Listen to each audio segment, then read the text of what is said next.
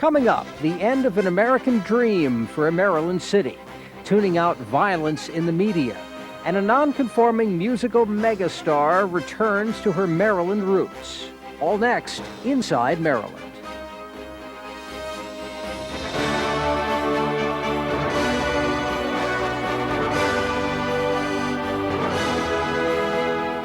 What's happening inside Maryland? From the inside out. I'm Nate Howard, filling in for Sloan Brown. And I'm Jeff Salkin.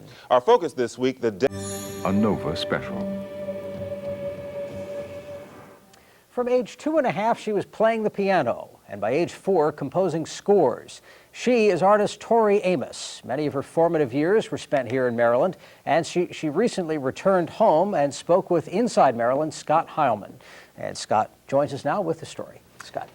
Thanks. Performer Tori Amos is perhaps best described as one of a kind. Professionally, her music is original, her lyrics thought-provoking, and her stage presence, well, seductively energetic.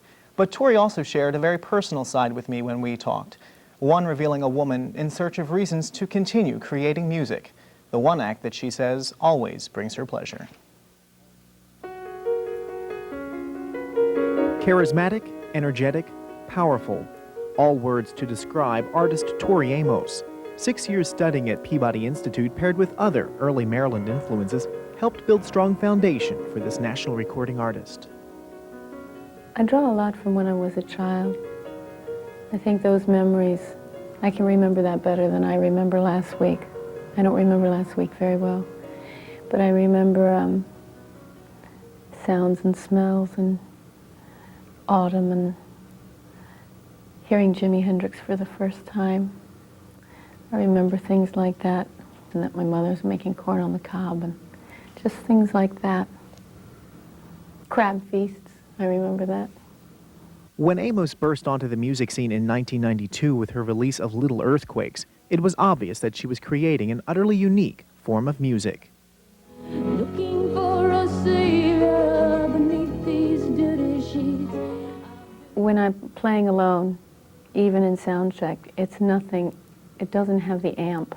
It's not amped up like it is when people are in, because I'm just drawing on sticky gum left on the seat. I mean, sticky gum's all right, but you don't get a lot from it. And when you get a lot of people in one place and they start to open up to you, then you can almost harness it like a lightning rod.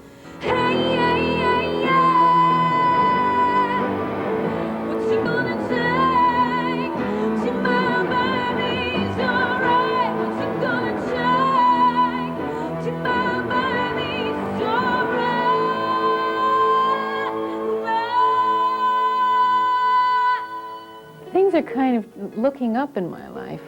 There's this thought form out there, I think, that keeps artists stuck in pain because you're so afraid that you won't have anything to say if you experience joy.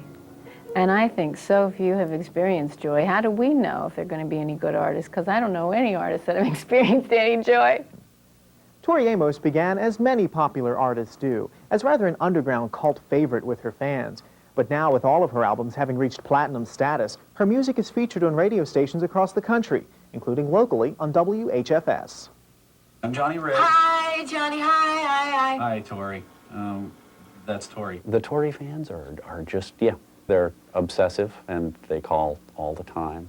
Lots of AOL requests, lots of phone requests. Quite a character himself, WHFS announcer Johnny Riggs is good friends with Tori and also counts himself among her biggest fans. She's fun to spend a lot of time with because she gets a little loopy. She throws out some of those odd statements that you just have no idea what they mean. It's real different when you're sitting alone with your piano than when you're getting offered a 17-foot cigar. I mean, I don't smoke cigars, but still a 17-foot cigar is kind of cute. So, you know, you have those moments of... so I have to keep asking myself, what is my reason for making music, and am I being true to that no matter what?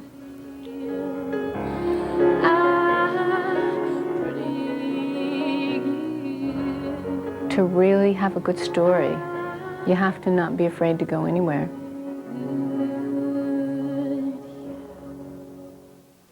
One of a kind. Tori told me that after her current tour ends, she's going to go underground for 2 years to, quote, give the girl a break. But she promises to be back with more music and surprises. Thanks, Scott. In other Maryland people, when you think of craftspeople famous across the country, From the inside out. this has been Inside Maryland. Baby.